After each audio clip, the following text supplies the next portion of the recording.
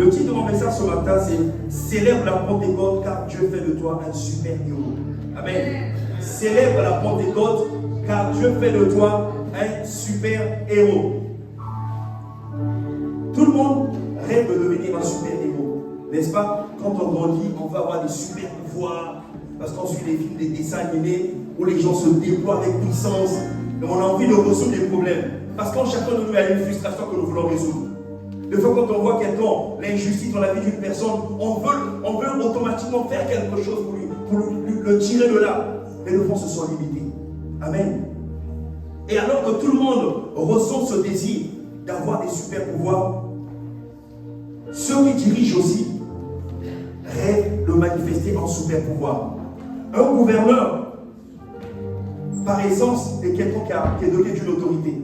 Mais quand un gouverneur n'a pas de pouvoir, c'est juste un homme ordinaire à qui on a donné des fonctions. Amen. C'est juste un homme ordinaire à qui on a donné des fonctions. Mais alors que c'est le pouvoir qui fait la différence dans ce que nous sommes et dans ce que nous devons accomplir. Un président de la République, s'il n'a pas de pouvoir, c'est un simple individu. Un roi sans pouvoir est un homme, est un individu qui habite un lieu luxueux, parce que le palais est quand même luxueux, il faut le reconnaître, qui est assis sur un fauteuil qui est confortable, mais à qui personne ne peut obéir. Or, le pouvoir du roi, c'est de se faire obéir par ses sujets. Et quand ces sujets ne peuvent pas lui obéir, le roi n'est plus roi, il est juste un individu à qui on a confié des responsabilités. Et bien aimé, c'est ce que l'homme était avant la chute. C'était la source. L'homme émanait de Dieu et l'homme avait des super pouvoirs. Il avait la souveraineté que Dieu lui avait confiée, de dominer, de contrôler la terre. Mais ce super pouvoir, il a perdu. Alors l'homme, qui était un super héros à la création parce qu'il était l'image et la ressemblance de Dieu, a perdu ce super pouvoir. Et ce qu'il dominait avant a commencé à le dominer. L'homme a commencé à avoir peur. L'homme a commencé à avoir l'inquiétude. L'homme qui ne s'inquiétait pas de ce qu'il va manger, désormais l'inquiétude était son quotidien. L'homme qui ne devait pas se battre pour vivre, désormais, même sa survie est un combat de tous les jours. Il ne sait pas s'il va demain arriver. Il joue au jour le jour. Tout est imprévisible. L'homme est désormais dominé par le péché, rongé par la maladie, l'inquiétude. On nous avait jamais reporté que dans le jardin d'Éden, une fois Dieu est venu consoler parce qu'il se sentait triste. Adam, non. Il était l'image de Dieu. Mais il a perdu son pouvoir. Alors il est désormais défiguré.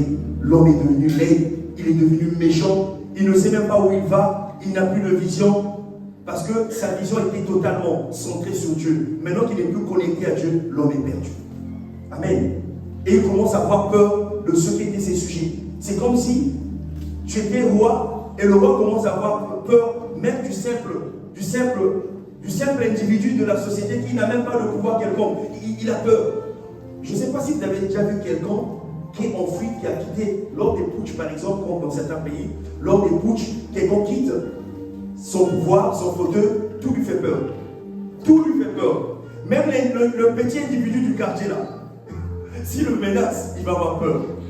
Parce qu'il a perdu son pouvoir. Quand vous perdez le pouvoir, vous devenez très très peureux.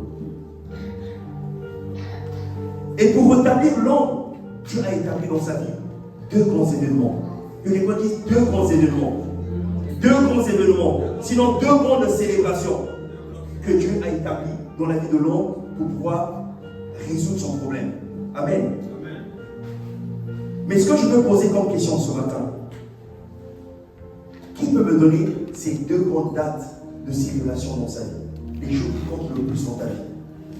Est-ce que quelqu'un peut me donner deux grandes dates? Il dit que cette date-là, pour moi, à ne pas louper. Oui, il a dit le jour de ta naissance. Ici, j'entends aussi la naissance. Ok, qui d'autre? Le jour où tu as accepté Jésus. Amen. Qui d'autre? Le jour de ton baptême. Amen. Qui d'autre? Chacun va de son interprétation, oui. De ce côté, on sauver l'honneur quand même, s'il vous plaît. Qui d'autre? Ça, je savais que ça ne pouvait pas manquer. Je savais que ça ne pouvait pas manquer. Amen. Mais au-delà de toutes ces journées, de tous ces événements sont pour nous importants, il y a deux grandes dates qui ne sont pas totalement à moitié de ce que vous avez dit, mais qui, selon le regard de Dieu, sont différents de ce que nous pensons comme étant des grandes dates pour notre vie. Amen. Ce n'est ni le jour de ta naissance biologique, ce n'est ni le jour de ton mariage. Dieu est content quand tu te maries. Mais ce n'est pas ça qui sauve l'humanité. Ton mariage ne sauve pas ton quartier. Amen.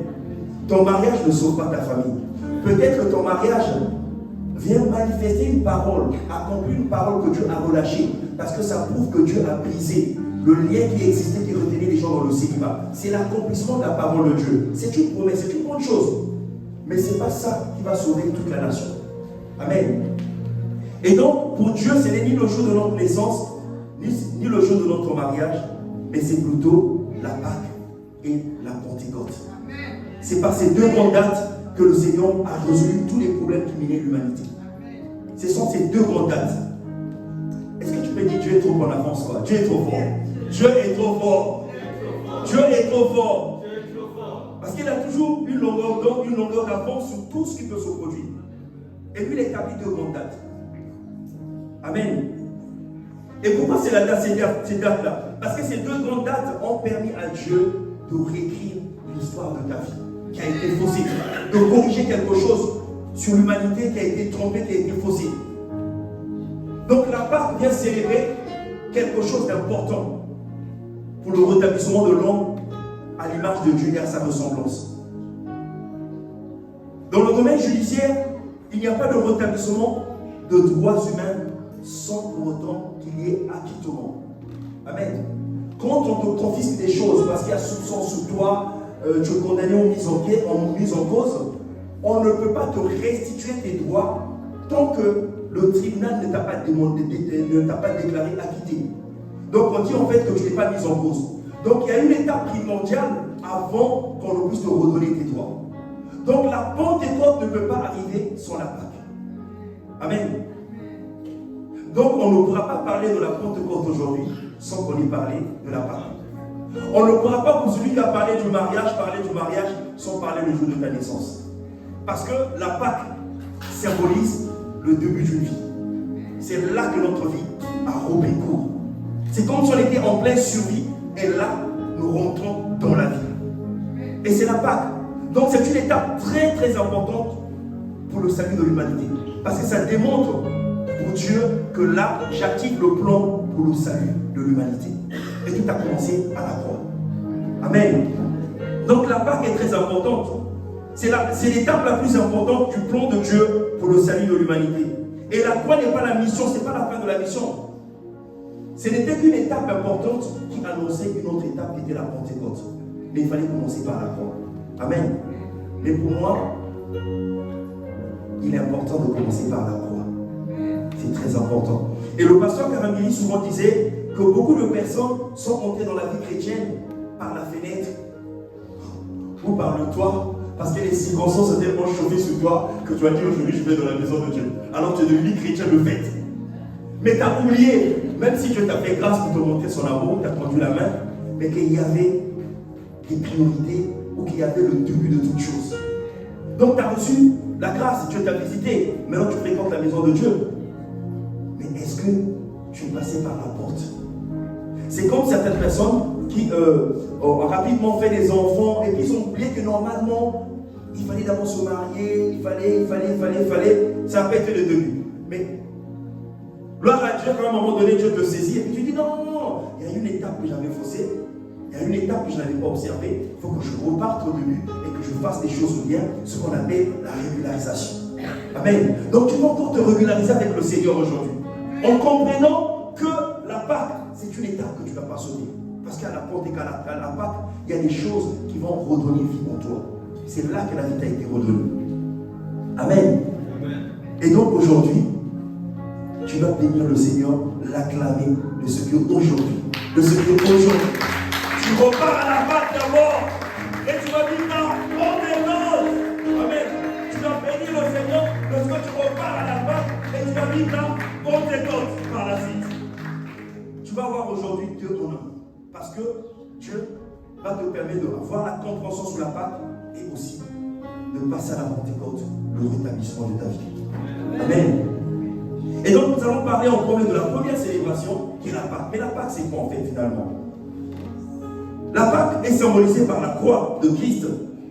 Bien que je ne vais pas rentrer dans l'aspect historique de la Pâque, qui était le temps de la sémence en fait. C'était la saison, parce que les économies d'avant c'était des économies agricoles, et donc c'était le temps de la sémence. Parce qu'il y a sept grands événements en fait, cette grande fête en fait dans le calendrier juif. Et parmi ces sept, bon, j'en citerai pas tous, les premiers que je vais citer, il y a la Pâque qui symbolisait en fait le temps de la sémence, et puis il y avait le temps des prémices, la fête des prémices, et après la fête des prémices, c'est la fête de la moisson que nous célébrons aujourd'hui. Donc c'est quelque chose qui a été fait dans le passé, et puis on a retiré le bénéfice aujourd'hui. Donc la Pentecôte ne pouvait pas arriver s'il n'y avait pas sémence avant. Si Dieu n'avait pas sémé la mort de son Fils, on ne pouvait pas récolter la puissance de Dieu, la Pentecôte. C'est pour ça qu'il est important de commencer par le commencement. Amen.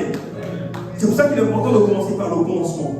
Et donc la Pâque, c'est là que le Seigneur a payé le prix qui était réclamé par la justice divine.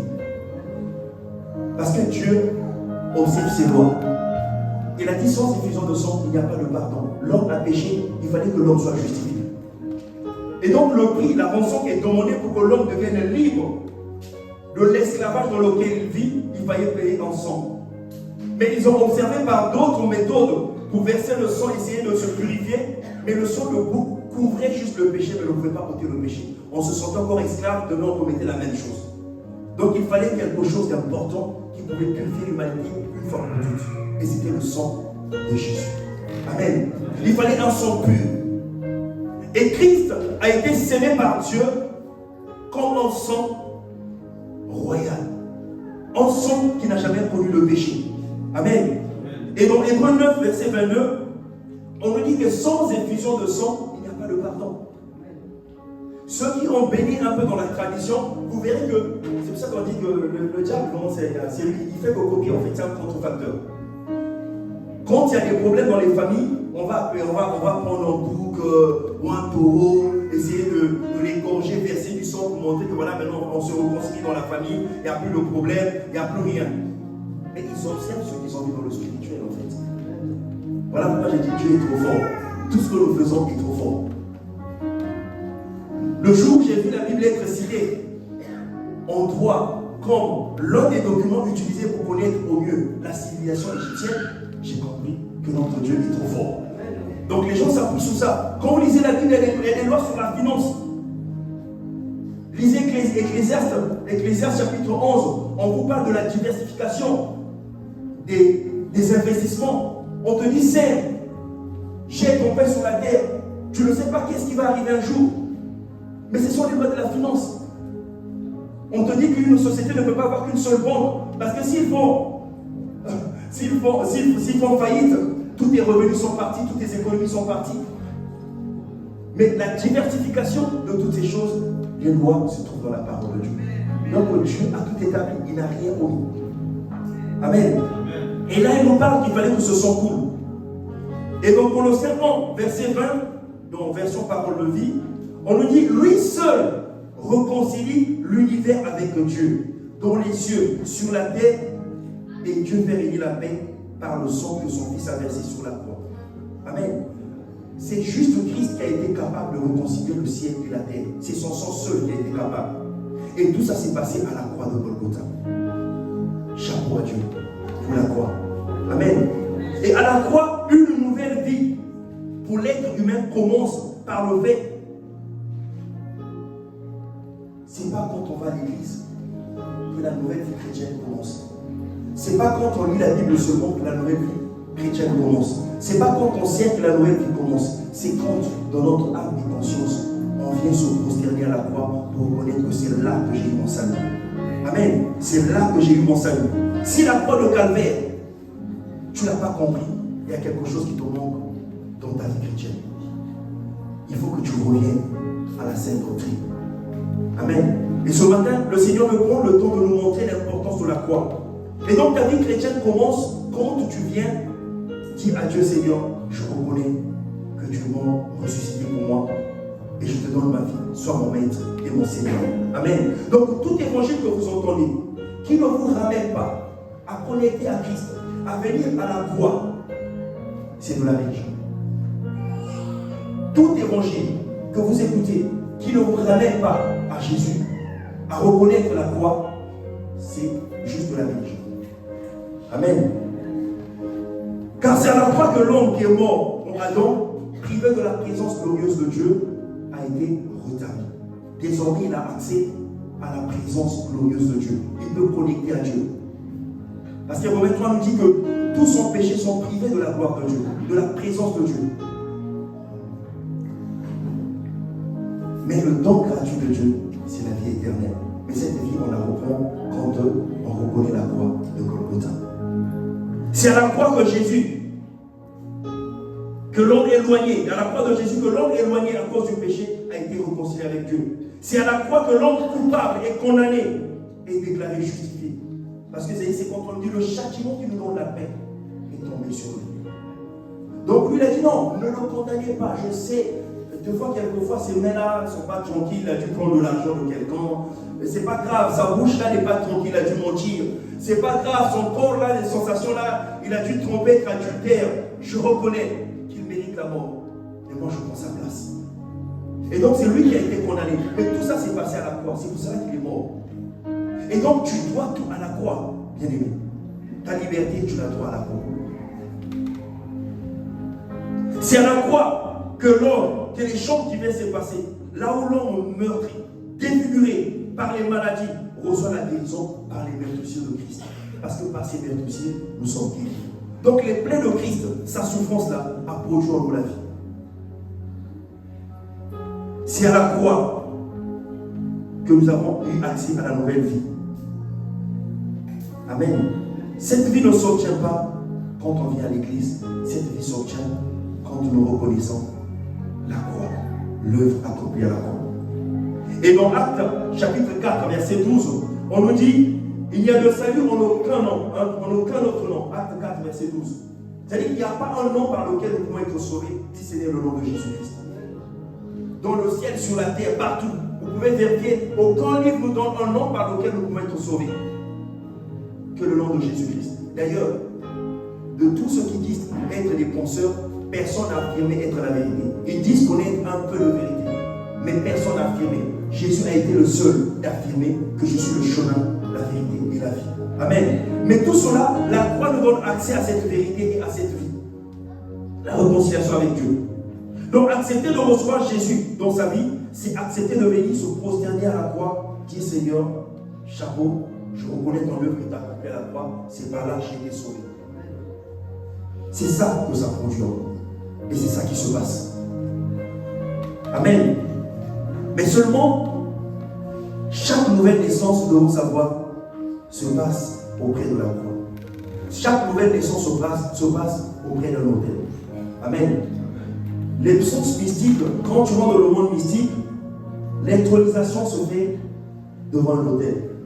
Quand ils veulent opérer, ils vont aller boire le sang devant un autel, et auprès de cet autel, ils vont appeler les gens à qui ils veulent faire du mal, parce que c'est comme si le sang qu'ils buvaient leur donnait de la force, de la puissance, et invoquer les forces du mal pour opérer.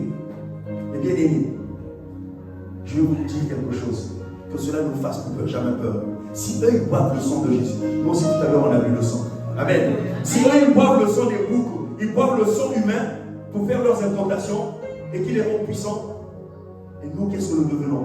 Amen. Qu'est-ce que nous devenons lorsque nous prenons le sang de Jésus? Ça nous rend plus que puissants. Ça nous rend dangereux. Ça nous rend dangereux. Est-ce que tu peux te lever à acclamer le Seigneur? Parce que désormais, tu n'es plus un homme faible.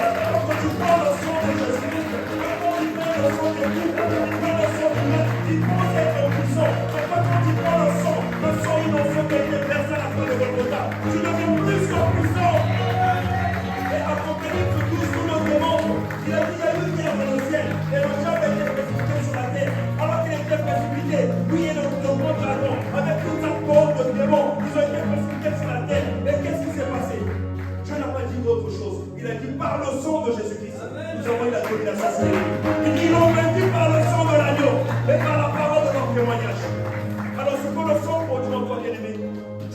l'obligation de ne pas le cacher. Tu dois dire, oui, ce sang-là, voilà ce qu'il a produit dans ma vie. Et tu donnes le témoignage. Ce sang m'a guéri. Ce sang m'a libéré. J'étais rempli de peur. Mais à cause de ce sang, quand je le prends, je me sens requinqué. Et une puissance monte en moi. Parce que moi aussi, j'ai un hôtel où je vois la puissance de Dieu. Donc la croix est puissante pour toi, bien-aimé.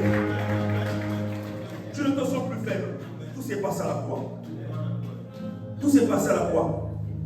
Et pourquoi nous devons croire à la croix? Parce que quelqu'un m'a dit, mais comment je fais pour croire à la croix? Et Romains 10, verset 9 nous dit, Paul disait, pour être sauvé, tu dois confesser et croire que Jésus-Christ est mort et ressuscité à la croix.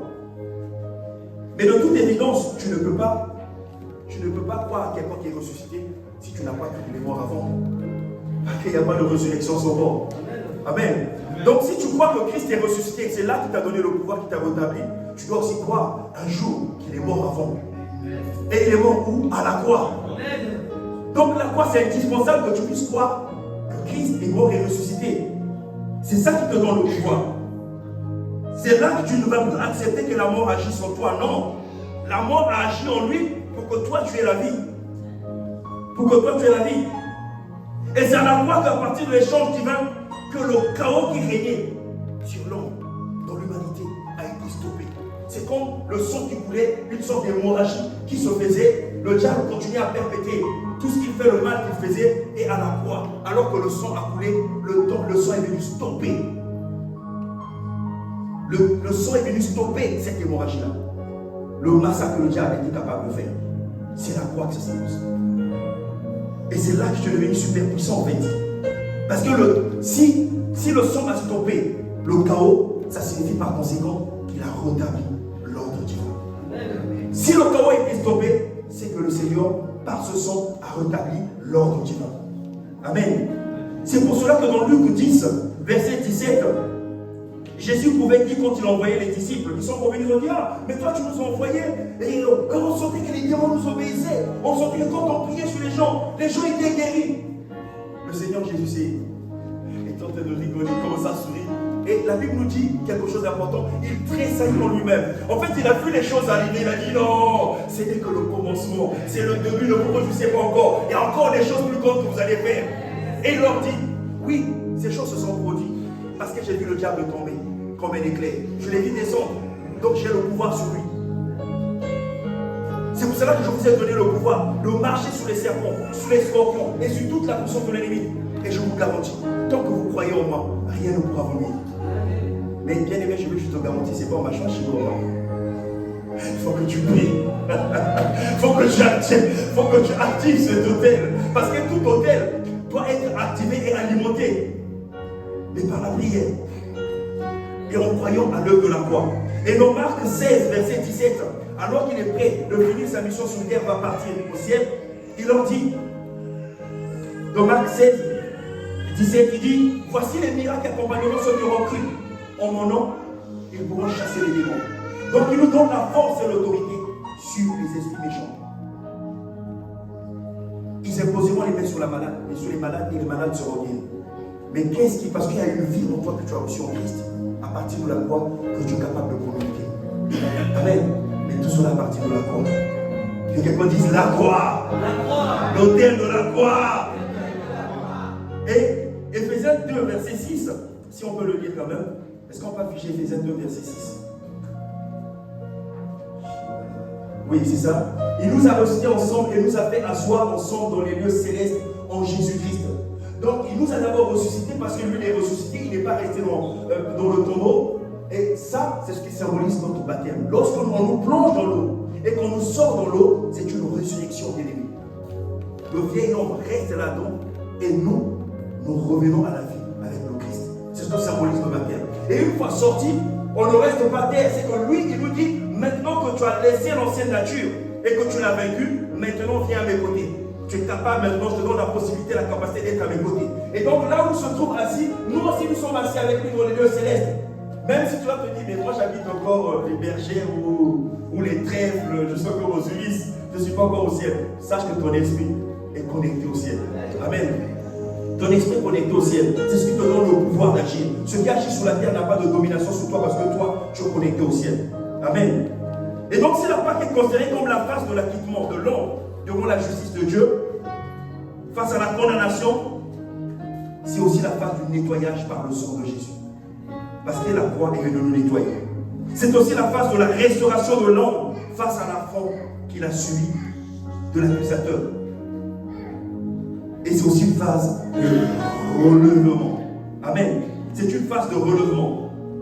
Parce que nous pouvons constater que Paul aussi avait vécu ça. Dans Romains 7, on raconte Paul qui est en train de faire un constat amer. Il dit que moi j'ai connu Christ. Oui, j'ai accepté le Seigneur, mais des fois des choses que je n'arrive pas à faire, je me sens limité. Mais ce même Paul qui dit ça, dans le Romains 8, il dit quand le Saint-Esprit est descendu sur lui, il a dit il n'y a plus de condamnation pour ceux qui sont en Jésus-Christ. Il a constaté que la loi de la vie maintenant pouvait opérer en lui. Parce que le Saint-Esprit est venu remettre l'ordre dans son corps, dans sa vie. Lui qui constatait qu'il y a quelque chose qui dominait sur lui, le chapitre après, quelques chapitres après, reconnaît que maintenant, il n'y a plus rien qui peut dominer sur lui. Il y a l'Esprit de Dieu, la loi de la vie. Et donc c'est une étape de relèvement. Et je te vois être relevé par le Seigneur. Je te vois être relevé par le Seigneur. Je vois le Seigneur te prendre par la main et te relever. Je vois le Seigneur te justifier alors que tu es condamné, les gens t'accusaient de beaucoup de choses. Même si tu as connu un mauvais départ, mais c'est le Dieu qui relève les gens. Amen. Parce que si on parle d'acquittement, c'est qu'il y a quelque chose qui était dit en mal à notre égard. Mais Dieu, comme si Dieu venait en public pour dire désormais, pour qu'il le considère comme voleur, ce n'est pas un voleur. Voilà. Dès que tu as été payé, il ne doit plus personne, c'est un homme libre. Et Dieu le fait officiellement. Donc il n'y a plus rien qui doit t'accuser. Reconnais que le Seigneur est trop fort. Dieu est trop fort. Amen. C'est la phase du relèvement. Je veux que tu prennes une minute de temps, même 30 secondes pour dire Seigneur, merci pour le relèvement. Merci pour le temps, Seigneur Père, que tu as pris, Seigneur, de concevoir un plan de salut pour l'humanité et dont je faisais partie, et dont je fais partie, Seigneur Père. Merci pour ce relèvement que tu as produit, Seigneur, à la croix de Golgotha. Merci, Seigneur, pour ce super, Seigneur, cette superbe grâce que tu as reconduite dans ma vie, Père. J'étais perdu, je ne savais pas comment m'en sortir, Seigneur. Mais toi, Seigneur, tu avais conçu quelque chose. Tu n'es pas à court de plan, tu n'es pas à court de moyens pour sauver. Oh Seigneur, je te rends grâce, Seigneur, pour mon Père et ma soeur, Seigneur, à qui tu donnes la conscience de l'importance de la croix, Seigneur. Et désormais, aujourd'hui, nous revenons à la croix, Seigneur, pour t'accepter et reconnaître que tu es le seul chemin, toi qui es mort pour nous, toi qui es ressuscité pour nous, Seigneur. Et c'est toi, Seigneur, qui nous fait régner avec toi. Comme tu l'as dit, Seigneur, dans Éphésiens 2:6, Seigneur. Nous reconnaissons, Seigneur, ta grâce. Nous reconnaissons, Seigneur, ta grâce. Merci pour le relèvement. Merci, Seigneur, pour l'acquittement, Seigneur. Et merci pour la justice divine, Seigneur, qui a parlé en notre faveur, qui a tranché en notre faveur au moyen du sang de Jésus. La rançon qui a été payée, Seigneur. Parce que le châtiment qui nous donne la paix, Seigneur, est tombé sur toi. Oh, béni soit ton nom. Est-ce que tu peux acclamer Jésus-Christ? Merci, Seigneur, le super-héros. Merci, Seigneur, le héros de notre vie. Oh, que la gloire revienne à toi seul, Seigneur. Maintenant, bien aimés, nous arrivons à la deuxième célébration, qui est la Pentecôte. C'est quoi réellement la Pentecôte? Mais je veux que quelqu'un dise, si à la Pâque, on va relever, que quelqu'un dise, mais à la Pentecôte. Est-ce que tu peux répéter? Mais à la Pentecôte. Mais à la Pentecôte. Dieu est venu m'équiper. Dieu est venu me armer. Dieu est venu me revêtir. Parce que je suis né d'esprit de Dieu. Tu n'es plus un faible. Ne te vois plus comme tu te voyais hier. Quand la tentation arrive, devant la bière, tu ne peux pas céder.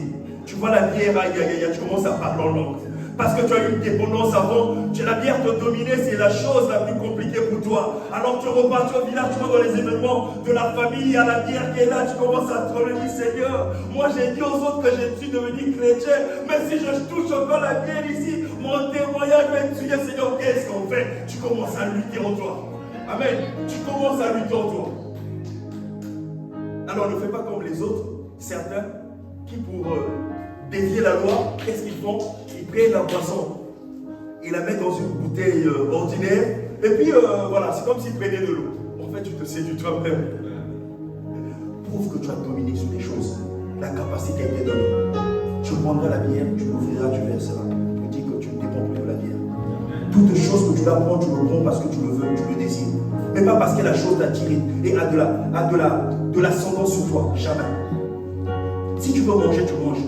Mais ce n'est pas quelque chose qui te pousse dès que tu vois la nourriture, tu trembles, tu perds tes moyens. Il y a des gens, quand tu leur offres la nourriture, ils te racontent tous les secrets. Tous les secrets. Il va te raconter tous les secrets de la vie. Parce qu'il est face à la bouffe. Mais désormais, ça sera plus ton cas. Amen. Parce que tu as reçu un super pouvoir. La Pentecôte, Dieu est devenu. Et Dieu est venu. Et je voyais quand tu lis Acte 2, comment la Pentecôte s'est produite, on nous dit qu'il y a un vent qui a commencé à souffler. C'est comme ce vent-là annonçait quelque chose de spécial qui va se passer ce jour-là. C'est comme quand une autorité arrive, il y a des sirènes qui retentissent. En Europe, c'est un peu moins, on respecte quand même l'ordre. Hein. C'est un peu plus classique. Des fois, tu vas voir quelques sirènes. Et puis, dans les pays africains, le président va arriver à 10h. Mais dès 6h du matin, tout ton quartier est bloqué. Donc, tu sais que toi-même, quelque chose va se passer dans le quartier. Et puis, quand il arrive, tu as comme l'impression qu'il n'y a plus de policiers dans leur camp. Il n'y a plus de militaires dans leur camp. Tout l'armée est sortie. Juste parce que l'autorité doit effectuer un déplacement. Donc, l'arrivée de l'autorité est toujours précédée de quelque chose. L'autorité n'apparaît pas comme ça. Non, il y a toujours quelque chose qui le précède. Et le Saint-Esprit, avant d'arriver, on nous dit qu'il y a un vent qui a soufflé. Un vent impétueux qui a soufflé. C'est comme la sirène. Donc, qui est arrivé, qui a annoncé l'arrivée de quelqu'un d'important. Et par la suite, les langues de feu se sont posées sur eux. Parce que le fait qu'ils se soient posés sur eux, ils prenaient autorité sur eux. Parce que c'était comme pour les marquer par un sceau. Il dit qu'ils m'appartiennent, ils sont à moi. Et par la suite, il les a possédés. Et quand il les a possédés, ils se sont mis à parler. Amen. Donc c'est ce qui s'est passé. Et donc quand il est venu, le fait qu'il nous ait possédés, il nous a transmis tout ce qu'il est. Il nous a transmis tout ce qu'il est. Désormais, le pouvoir est revenu. Désormais, le roi est revenu. Désormais, le gouverneur divin est dans la place. On n'est plus dépourvu le pouvoir. L'homme qui était né maintenant ne l'est plus. Parce que non, il a été lavé. Mais maintenant, lavé encore, il n'avait pas encore de force. L'homme qui est acquitté a encore peur qu'on puisse l'accuser. Donc, il y a encore la peur quelque part. Mais désormais, l'investiture s'est faite. Aucune autorité n'est établie sans qu'il y ait investiture. Officiellement, il faut qu'on l'annonce. Amen. Est-ce que vous avez vu un pasteur, même les pasteurs seulement, quand ils sont ordonnés, on le fait une cérémonie publique. C'est pour annoncer maintenant qu'il y a quelque chose qui s'est passé dans nos vies. Amen. Un ministre, on annonce publiquement, déclare que toutes les nations sachent que lui là, c'est un homme ordinaire. Même si c'est ton voisin a changé de statut. C'est annoncé publiquement. C'est ce qui s'est passé à la Pentecôte. Quelque chose qui s'est passé dans le secret, mais que Dieu a rendu public en le confirmant par la prédication de Paul, où les gens ont constaté que quelque chose s'est passé dans leur vie. Amen. Et donc la Pentecôte marque la phase du revêtement, de l'équipement, de l'investiture divine.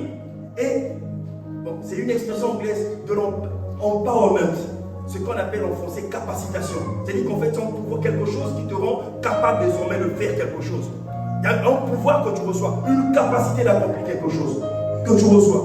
C'est-à-dire, l'homme né de nouveau est rendu capable par Dieu. Parce que Dieu est venu habitant. L'image de Dieu est rétablie. La ressemblance de Dieu, désormais, est refaite. C'est ça la Pentecôte. Mais nous allons voir que pourquoi c'est l'Esprit de Dieu qui vient marquer la Pentecôte. Pourquoi ce n'est pas autre chose? Nous voyons que le cas de Jésus, tout a commencé. Nous allons prendre l'exemple de Jésus pour commencer. Jésus a vécu 30 ans de sa vie. Il aimait Dieu, puisqu'à 12 ans, on a vu qu'il manifestait l'amour pour Dieu. Mais Jésus ne pouvait rien faire. Même pas miracle. Même pas guérir quelqu'un. Certes, il parlait, il connaissait la parole, mais il ne pouvait rien faire. Mais quand, dans Romains, nous allons lire ça dans Jean 3, verset 21 à 22, lorsque le Saint-Esprit est descendu sur lui, lui qui avait vécu 30 ans, sans même guérir quelqu'un du palu, était capable de faire des choses extraordinaires. Amen. Et tout commence par là, par l'investiture. Est-ce que nous pouvons lire Luc chapitre 3, verset 21 à 22? Luc 3, 21 à 22. Donc on nous dit tout le peuple se faisait baptiser. Oui. Jésus fut aussi baptisé. Et pendant qu'il priait, le ciel s'ouvrit. Et le Saint-Esprit descendit sur lui sous une forme corporelle comme une colombe. Et une voix se fit entendre du ciel, et fit entendre du ciel ces paroles. Tu es mon fils bien-aimé, et en toi j'ai mis toute mon affection. Donc le Saint-Esprit est descendu sur lui. Sur lui. Il a dû d'abord recevoir le Saint-Esprit avant de commencer le ministère. Parce que la capacité, c'est là qu'il a reçu. Il a reçu la capacité à son baptême. Et quand nous voyons Luc chapitre 4, si on peut le lire, je ne l'avais pas prévu, Luc chapitre 4, verset 1, on nous dit que Jésus, rempli du Saint-Esprit, fut conduit dans le désert. Mais il a fallu d'abord qu'il reçoive le Saint-Esprit et que le Saint-Esprit désormais puisse le conduire. Jésus, rempli du Saint-Esprit, revint du Jourdain et fut conduit par l'Esprit dans le désert. Parce que s'il ne te remplit pas, il y a encore trop de moi en toi. Il va te dire, va au culte, tu dis, ah, moi hier j'ai dormi à 2h du matin. Toi-même tu comprends que je suis fatigué. C'est que Dieu ne t'a pas encore rempli. Il ne te conduit pas encore. Amen. Il y a une étude biblique, vas-y, ah non mais la série là, hier, il y avait un suspense là, il faut que tu continues. Je ne veux pas laisser ça comme ça, la suite c'est ça, pourquoi on appelle ça série? Parce que c'est un enchaînement d'événements en fait. Il faut que la suite là, j'ai pas de copine à qui je vais demander. Et puis si je demande, on va dire que moi je suis charmé. Donc il faut que dans le secret, comment je suis ma série. Amen. Autant de choses où tu négocies avec Dieu parce que tu n'es pas encore rempli de l'Esprit de Dieu. Mais quand il te remplit aussi, ce qu'on ne sait pas, c'est que quand il te remplit, il se produit aussi des choses. Et nous allons le voir tout à l'heure, c'est ce qu'il a apporté. Et donc il fut d'abord rempli, et quand Jésus a été rempli, finalement, facilement, il pouvait faire la volonté de Dieu. Il lui dit, va à gauche, va à droite, va prier, va faire ceci, va visiter telle personne, même si ta réputation risquera d'être entachée de mauvais commentaires. Il a dit, va là-bas. C'est pour cela que les gens lui disaient, mais le gars là, on dit qu'il est saint. Mais je ne comprends pas son histoire. Il y avait des gens qui sont de mauvaise vie. Nous, dans la société, même on les fuit. Mais lui, c'est là-bas qu'il va manger. En plus, pas seulement les visiter, mais il va manger là-bas. Votre gars, il est compliqué. Je vais vous raconter une histoire. En lien avec ça. Il y a le président de ma société. Une fois, il est venu me voir, parce que souvent, je lui parle un peu de Dieu. Lui, il est juif d'origine. Il est juif de naissance. Et il ne connaît pas trop la Bible, la religion, c'est pas trop son truc, mais le temps sont par curiosité. Donc on échange de Dieu quand il a besoin d'informations, il vient me voir. Et il était avec ses copains qui parlaient de Marie de Magdala, et ils ont fait le lien avec Jésus. Et eux le qualifiaient que Marie de Magdala, c'est une prostituée, et il avait des relations avec Jésus et tout ça. Alors que moi j'ai bien parlé de Jésus comme quelqu'un super héros, un super saint, il vient fâché au bureau. Il dépose son sac, directement il fonce dans mon bureau. Et tu me dis, tu n'es pas sérieux. Mais ton gars n'est pas sérieux. Tu me dis, ton gars est sérieux. Je n'ai même pas compris de quoi il parlait. Mais ton gars n'est pas sérieux. Il me dit, quel gars tu parles? Mais tu m'as parlé de ton Jésus là. Il parle avec des prostituées. Des gens qui sont avec des gens pour 3 sous. Et lui, il parle avec eux. Donc, et toi, tu le considères comme des saints. Tu dois changer de religion. Alors, je suis fait, j'ai dit, Seigneur, là, comment j'ai résolu le problème? Oh Seigneur. J'ai dit, est-ce qu'on peut parler? Mais pendant que je dis ce qu'on peut parler, en fait, je demande à Dieu, Seigneur, je dis quoi? Parce qu'il faut une parole de sagesse. Je dis quoi ici? Pour laver la foi, parce que mon Jésus là, son honneur ne doit pas être gâté. Et il faut que j'ai dit, Seigneur, on fait quoi? Je lui ai dit, tu sais Samuel, qu'est-ce qu'on va faire? Je vais te dire, raconter une histoire. Celle qu'on a dit qu'elle était prostituée. Pourquoi il était toujours collé à Jésus? Il n'y avait pas de relation. La relation qui était là, c'est que Jésus, c'était son maître. Tu sais son histoire. Les gens parlent mal d'elle. C'est une personne qui avait une mauvaise vie, mais qui a rencontré quelqu'un. Cette personne ne l'a pas jugé. Cette personne ne l'a pas condamné. Nous voyons dans Luc 8, on nous dit que Jésus a chassé 7 démons de sa vie, qui l'a rendu prostituée dans toute cette mauvaise vie. Ton super héros là, c'est pas dans la bouche, elle a concrétisé que tu es mon super héros dans toutes les expéditions de Jésus, elle était là. Quand vous lisez le 8, oui, on dit que c'est elle faisait partie de ceux qui s'occupaient de la logistique de Jésus. Jésus doit se déplacer, chef, tu as besoin de quoi? Il faut prévoir le riz, il faut prévoir. C'est elle qui s'en occupe. Donc Jésus n'allait pas avec des bourses, il y a d'autres personnes qui avaient une logistique. Elle faisait partie. Et la preuve en est que quand à la résurrection, elle rencontre Jésus au jardin, il dit, parce qu'il avait confondu Jésus avec le jardinier, il dit, on a volé mon Seigneur. Il dit, mon Seigneur. Il représentait tout pour moi. On l'a volé. Dites-moi où est-ce que vous l'avez mis. Vous voyez le niveau d'attachement. Il dit, Samuel, ce que tu vas comprendre dans l'histoire. Elle avait une mauvaise vie. Elle a fait une rencontre. Sa vie a été changée. Donc ça signifie qu'on peut commencer mal et bien finir. Mais on ne peut jamais te vaincre. On ne peut jamais te vaincre. On ne peut jamais te vaincre. Mais la sagesse de Dieu peut sauver le nom de Jésus. Amen. Je dire, ne voit pas qu'elle était une mauvaise vie, mais voit la finalité de sa vie. On peut bien mal commencer, mais bien finir. C'est ça la moralité de l'histoire.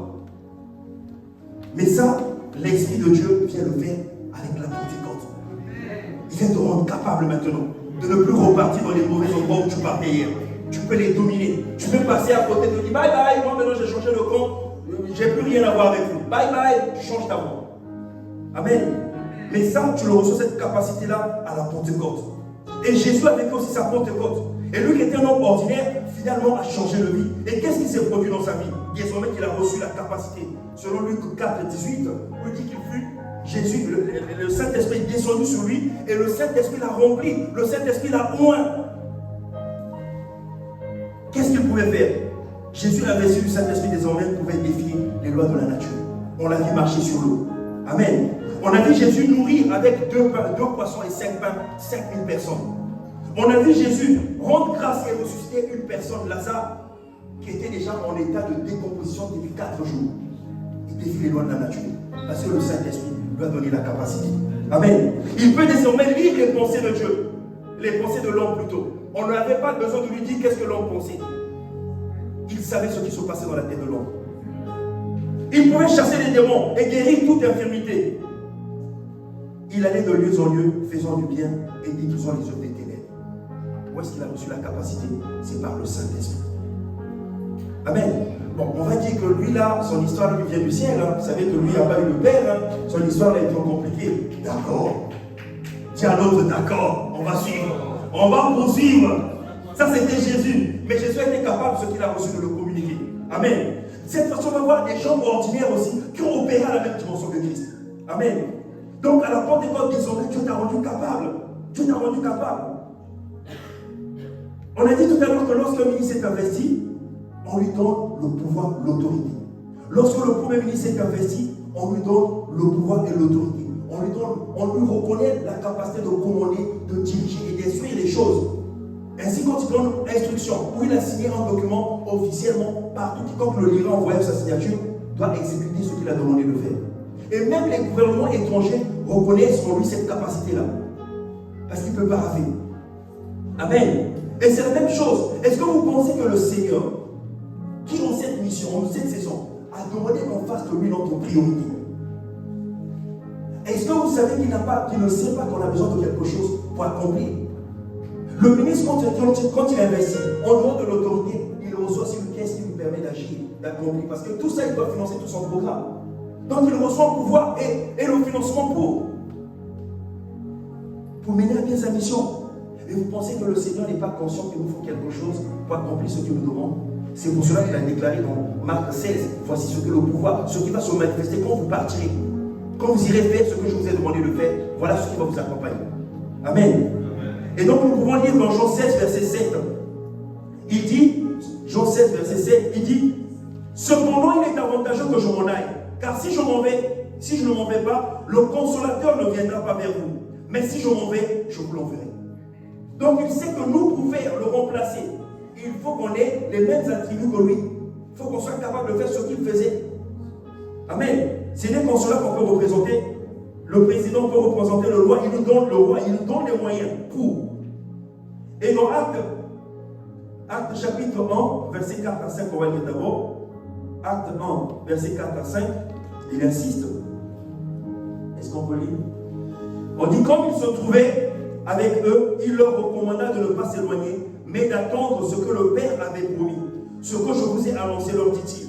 Car Jean a baptisé d'eau, mais dans peu de temps, vous serez baptisés du Saint-Esprit. Il a donné la promesse. Mais il leur a dit, ne commencez rien sans que lui vienne. C'est lui qui va vous rendre capable. Ne débute pas un projet sans que le Saint-Esprit accompagne ce projet. Ne commence rien sans que le Saint-Esprit soit ton conseiller. Ne rentre pas dans une relation précipitamment, même si le gars a tous les atouts d'être gentil. Vous savez, les narcissiques aussi, quand ils arrivent, ils sont tous gentils, toujours, hein, prêts à aimer, Tu veux soulever là. Non, touche pas la poussette comme je suis. Si tu touches, tu te mets seul là. Et ta poussette devient son affaire. Parce qu'il sait que c'est par là-bas que les sentiments vont être brisés. Il va briser ton influence là. C'est là-bas que ça va se passer. Et les hommes qui manipulent commencent toujours par les enfants. Il faut commencer pas toi-même. Hein, parce que c'est que toi, s'il gagne les enfants, il t'a gagné. C'est par là qu'il va commencer. Mais une fois qu'il a gagné les enfants et qu'il t'a gagné, ses enfants les aiment. Donc il n'y a que le Saint-Esprit qui connaît la profondeur du cœur de l'homme, qui peut te dire, il est en train de jouer à la manipulation. Et un conseiller, comme partenaire, le Saint-Esprit. Amen. Il n'y a que lui qui connaît. Parce qu'on a vu autant de gens qui au départ étaient bons, qui ont changé totalement du jour au lendemain. Est-ce que ce sont des événements qui les ont changés? Non. Il y avait une nature en eux qui n'était pas encore manifeste. Mais lui, il peut le savoir. Il peut le savoir, il a créé l'homme. Le temps pas dans le plan. Donc, laisse l'esprit te conduire. Fais de lui ton partenaire. Voilà pourquoi il a dit, ne partez pas. Et le verset 8, il dit, mais vous recevrez une puissance lorsque le Saint-Esprit viendra, survenant sur vous, et vous serez mes témoins à Jérusalem, dans la Judée, dans la Samarie, jusqu'aux extrémités de la terre. En fait, quand il viendra, c'est là que vous commencerez à agir. Parce qu'il vous aura donné la capacité. Amen. Donc à la Pentecôte, le Saint-Esprit a ramené en l'homme le règne de Dieu. C'est ce que tu vas comprendre. Dieu désormais est en plein règne. Il dit, Jésus l'a dit, on a dit non, peut-être que toi tu chasses les démons par Belzébul et tout ça. Il dit, mais c'est pas Belzébul. Est-ce qu'il y a deux esprits qui ont le même corps pour se combattre? Non. Mais si vous pensez que c'est par l'Esprit de Dieu que je suis en train de faire ce que je fais, c'est que le Saint-Esprit est là maintenant.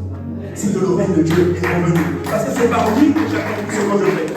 Amen. Donc c'est lui qui va te rendre capable. Et le Saint-Esprit va te donner la capacité pour que tu accomplisses la volonté de Dieu. Parce que pour accomplir la volonté de Dieu, il faut que le règne de Dieu soit d'abord dans la place. Sinon, on ne peut pas accomplir la volonté de Dieu. Il y a trop de forces de mal en face. Ils vont tenter de te résister. Amen. Ils vont tenter de te résister.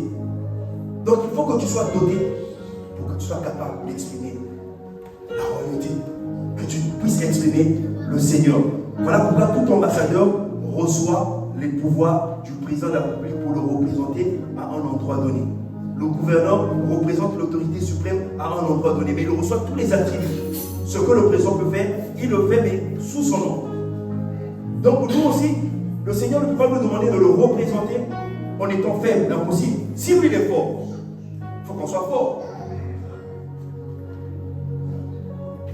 Si lui il est fort, il faut qu'on soit fort.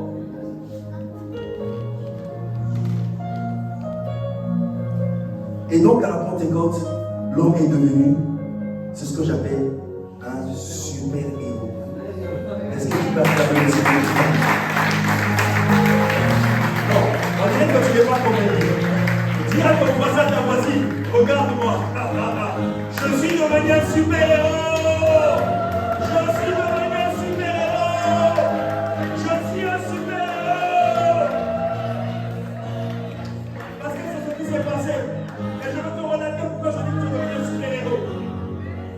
Parce que l'image que tu as de toi va déterminer les actes que tu vas poser. La manière dont tu vas te comporter. Il faut que tu te vois. Quand tu vas devant ton miroir, parle-toi, tu dis, tu n'es pas une personne faible. Tu ne pleureras plus quand tu pleures pour la joie. La joie que Dieu transmet en toi. C'est dans l'adoration que tu pleureras. Plus aucun événement va te faire pleurer. Parce que maintenant tu n'es plus faible. Là où tu te considérais faible, tu n'es plus un faible. Amen. Parce que tu es devenu un super-héros. Tu pourras maintenant commander les circonstances. Tu pourras commander les circonstances. Et c'est ce qui s'est passé à la Pentecôte avec les disciples. Les gens qui étaient ordinaires, nous voyons, ont fait ce que Jésus a fait. Jésus a ressuscité Lazare.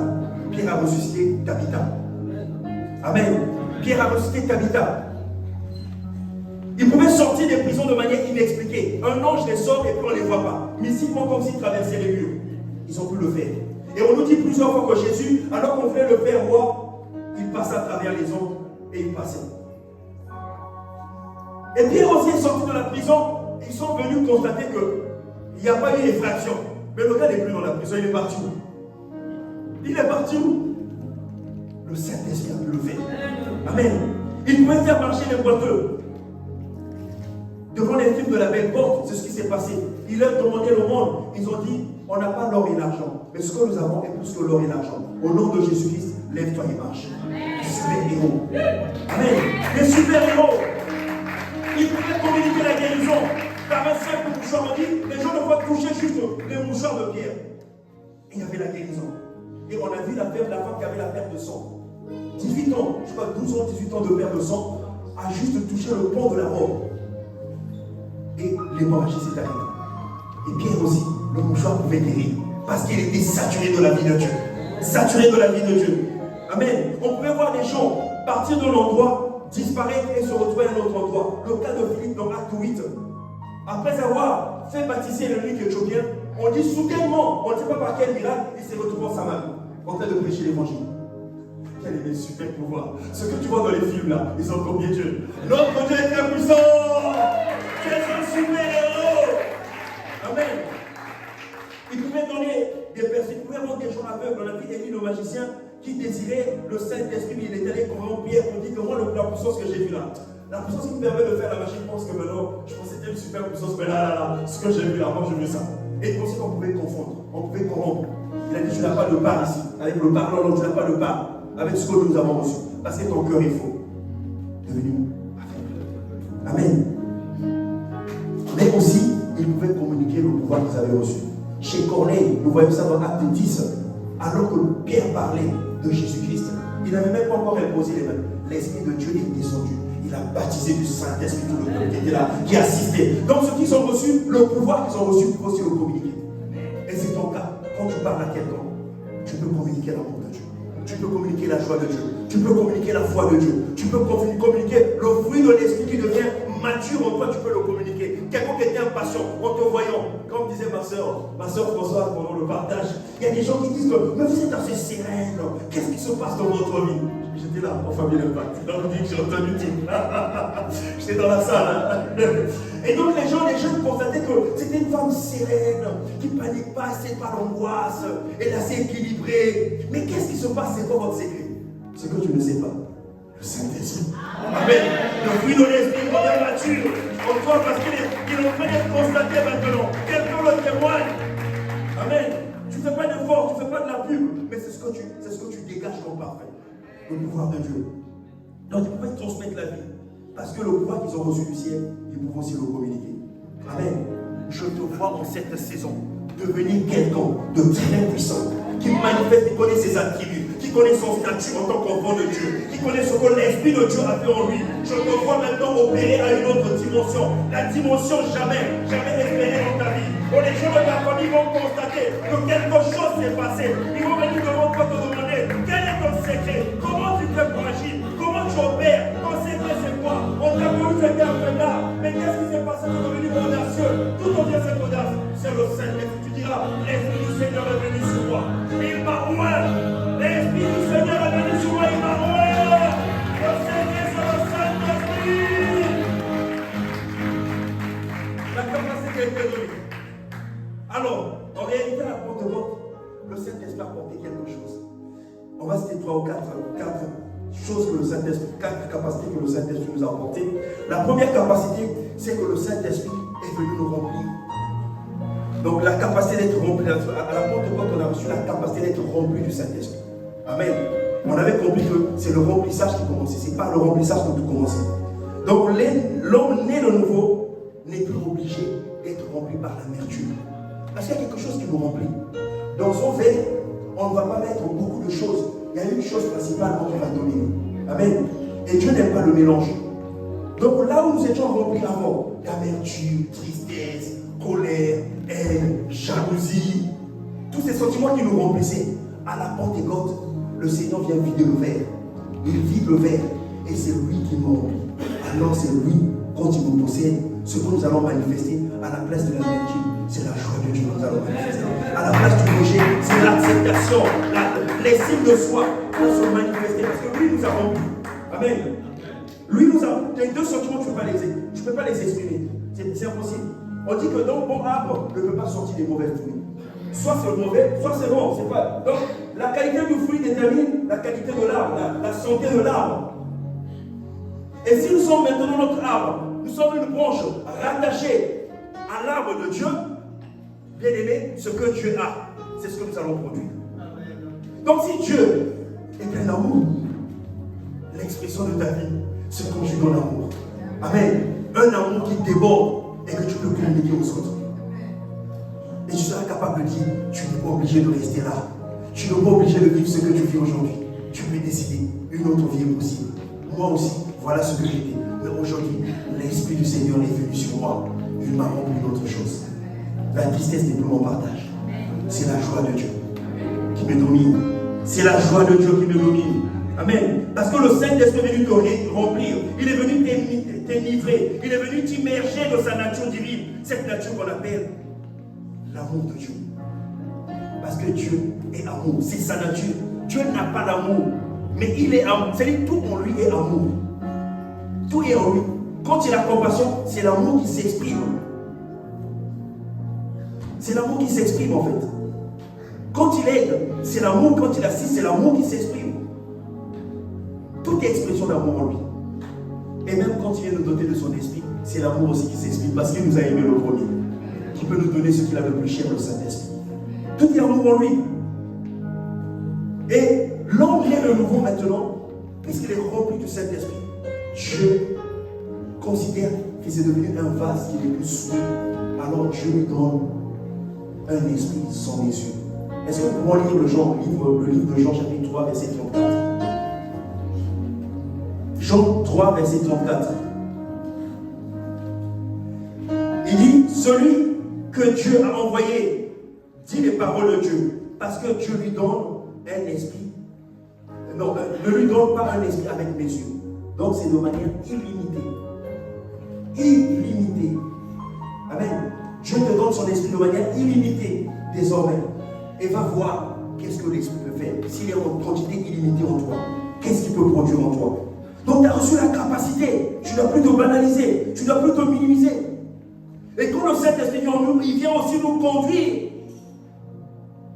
Donc tu n'es pas obligé d'être conduit et dirigé par ta chair, par ses passions et par ses désirs. Tout peut arriver qu'une mauvaise pensée passe en toi, mais tu n'es pas obligé de l'exécuter. Tu peux la stopper. Amen. Tu peux stopper. Et j'ai vu David dans ses prières demander à Dieu qui faisait un pacte avec sa langue pour ne pas que de lui sortent des mauvaises paroles. Tu n'es pas obligé. La pensée peut venir, mais tu ne la sors pas.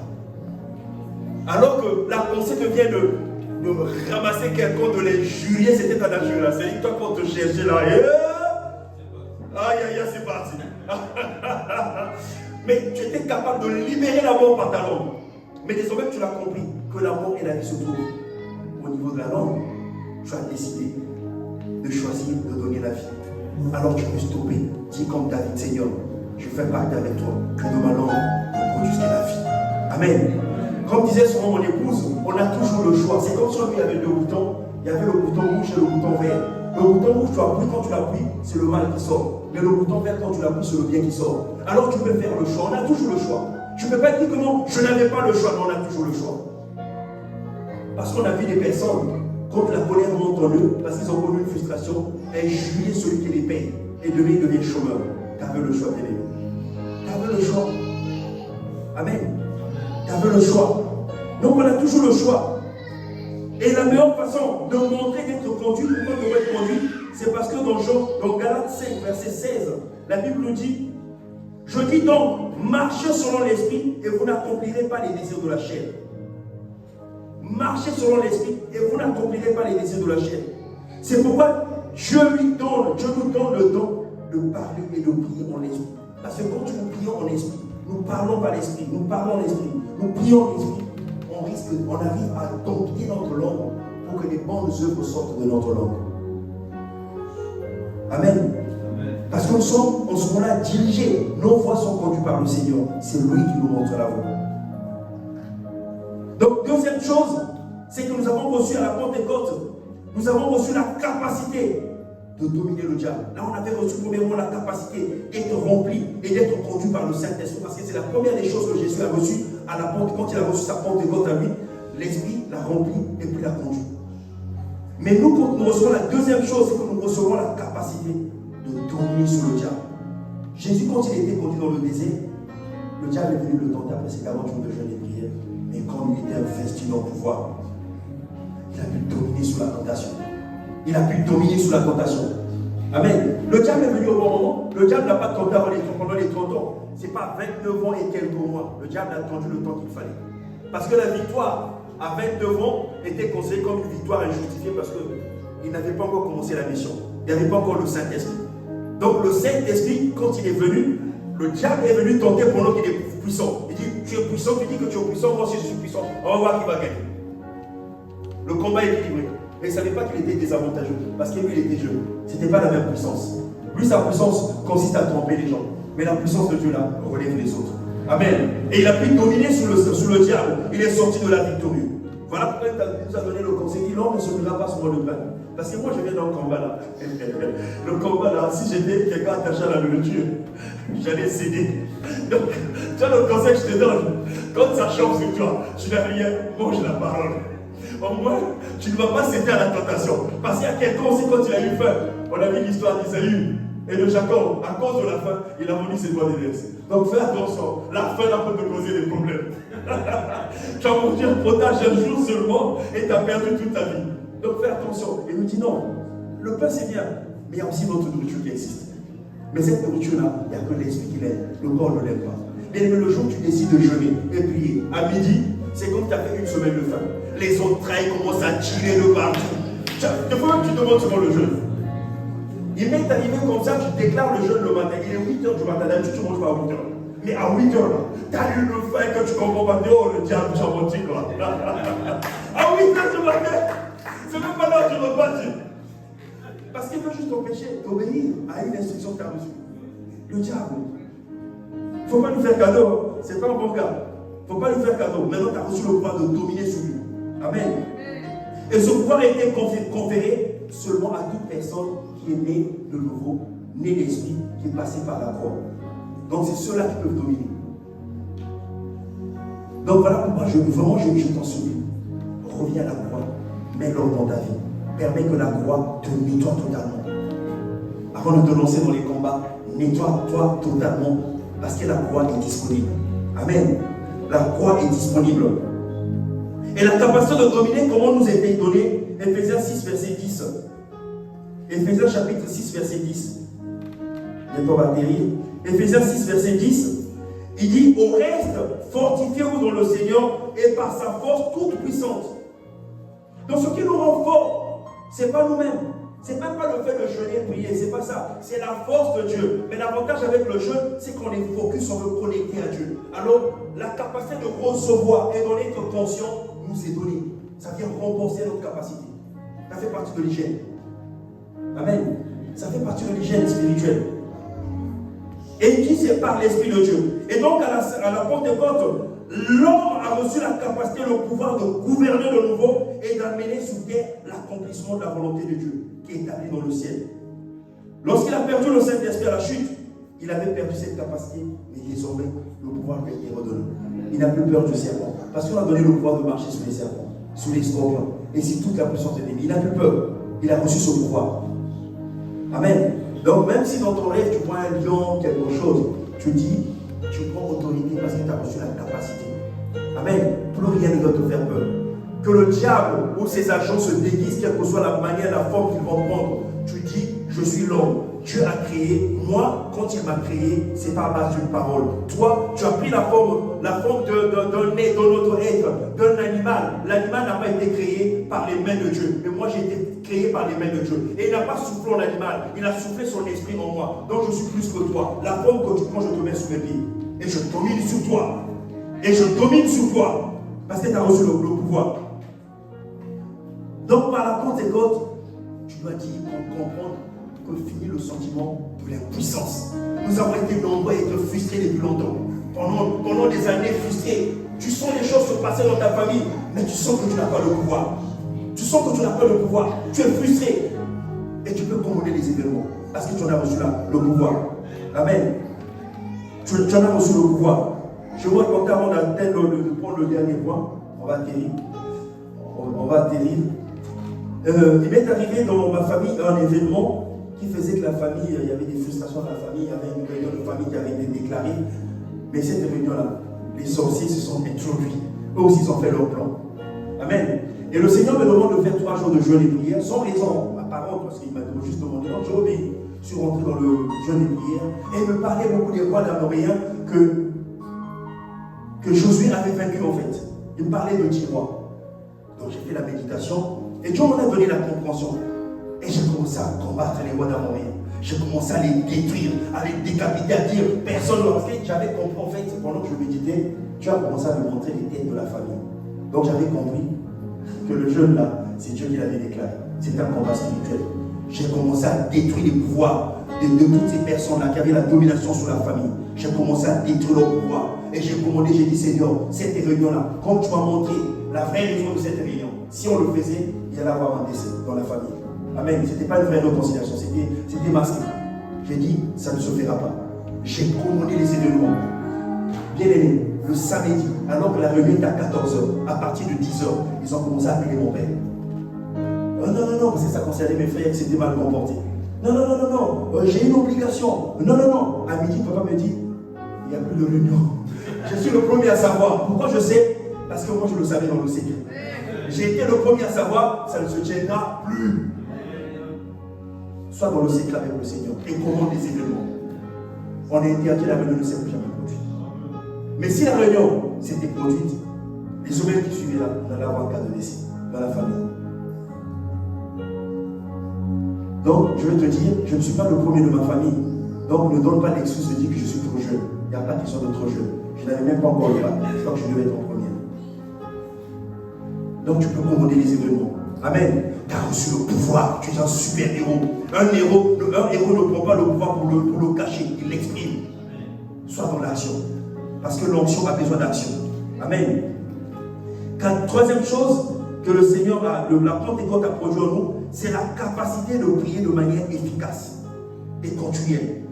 Amen. Avant la Pentecôte, aucun homme ne pouvait prier efficacement sans cesse par l'Esprit. Car cette dimension de prière est venue avec la Pentecôte. Et l'homme peut communiquer directement avec Dieu de manière cryptée sans se faire comprendre par les hommes et par les démons. Est-ce que nous pouvons lire 1 Corinthiens 14, verset 1? 1 Corinthiens 14, verset 1.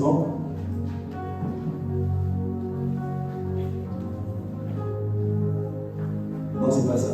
Ah oui. Non, c'est pas ça. C'est pas rechercher la chatte. Ça, c'est 13. Ok, continue. Donc, je crois que c'est le verset d'après. Oh, oui, continue. Je crois que c'est 3. Continue.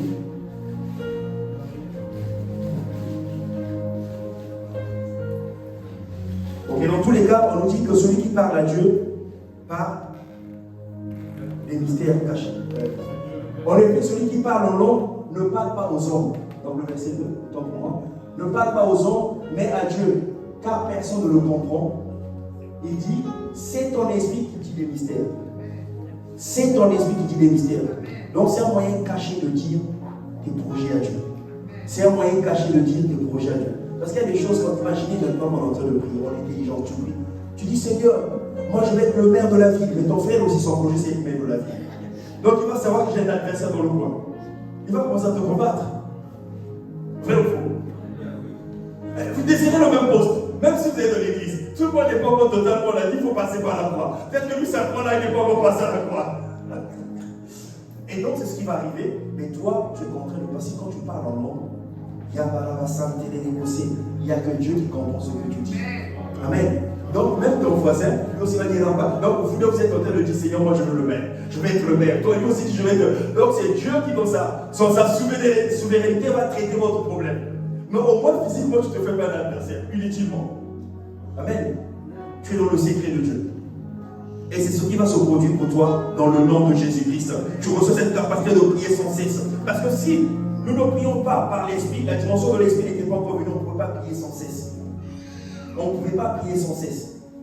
Or, parce que notre capacité intellectuelle ne veut pas nous permettre de prier sans cesse. La logique veut qu'à un moment donné qu'on s'arrête parce qu'à un moment donné on va manquer de mots. On va manquer de mots.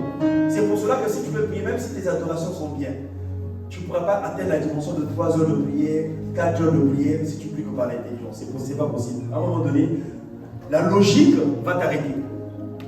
Mais quand tu pries en langue, c'est comme un fleuve sur toi qui coule. Et ça, tu ne penses pas, tu ne réfléchis pas. Et là, je je suis à la cuisine, je suis en train de prier. Même si quelqu'un est en train de se moquer de moi, il n'est pas compétent. Oh Seigneur, je te bénis. Une mauvaise nouvelle t'arrive.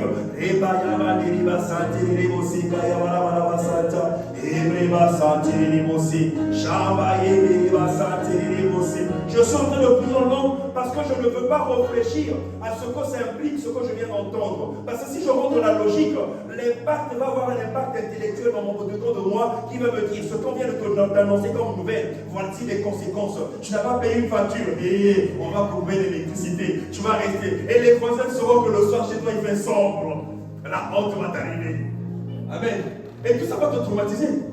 Moi je sors avec une grosse Bible. Oh, chez moi, on va couper l'électricité, la honte, mais je ne pourrais pas prêcher l'évangile. Et tu commences à raisonner. Ta foi monte. Parce que tu raisonnes. Mais toi, tu vas rentrer en ordre. Tu es en train de dire, Seigneur, je te donne tout. Sans rien retenir. Ce problème aussi, je te le confie, Seigneur. Règle ça. Tu as mis le moyen. Tu n'es pas pour de moyens, Seigneur. Tu règles ça. Mais tu ne passes pas par ta logique pour le dire. C'est le Saint-Esprit seulement qui te fait prier. Parce qu'il dit dans Romains 26, oh, de même, le Saint-Esprit vient nous aider dans nos faiblesses. Parce que là, à l'instant où tu reçois la nouvelle, tu es senti comme quelqu'un de faible. Parce que ce n'est pas une bonne nouvelle qui doit rejoindre ton âme. Amen. On vient d'annoncer un divorce.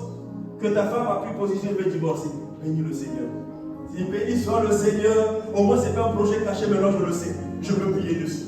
Amen. C'est pas la défaite. Tout n'est pas de connaître une nouvelle. Mais tout, c'est la finalité. Qu'est-ce que tu en fais? L'information que tu reçois. Comment tu le traites? C'est là, maintenant, la sagesse divine va en jeu. Amen. Et c'est ce que tu reçois maintenant. Cette capacité de prier sans cesse. La capacité de prier sans cesse. Ah, je te vois entrer dans une saison où ta langue est embrasée. Comme Esaïe pouvait dire, j'ai reçu du Seigneur une langue exercée. Une langue exercée maintenant. Tu reçois une langue exercée. Une langue qui prie tout le temps. Une langue qui est consacrée au Seigneur. Tu reçois la capacité de prier sans cesse. La capacité d'invoquer le Seigneur en toutes circonstances. Tu ne pourras pas maintenant. Tu ne pourras plus continuer. Quand tu reçois avant, quand tu recevais une mauvaise nouvelle, tu appelais le grand frère, tu appelais les parents pour pouvoir t'attrister, pour qu'on trouve une solution pour toi. Mais désormais, tu deviens une personne mature. Tu cherches aussi avec le Seigneur. Tu reçois une mauvaise nouvelle, tu la confies à Dieu. Tu reçois une information, tu traites avec le Seigneur. Tu reçois une information, tu traites avec Dieu. Et ce dans la prière. Et ce dans la prière. Tu devrais être embrasé pour annoncer l'évangile de paix. Parce que le Saint-Esprit a saisi ta langue et tu deviens quelqu'un d'embrasé. Merci Seigneur pour ta grâce. Merci Seigneur pour cette grâce, Seigneur. Je te vois détruire les œuvres des ténèbres. Maintenant, quelque chose va se lever.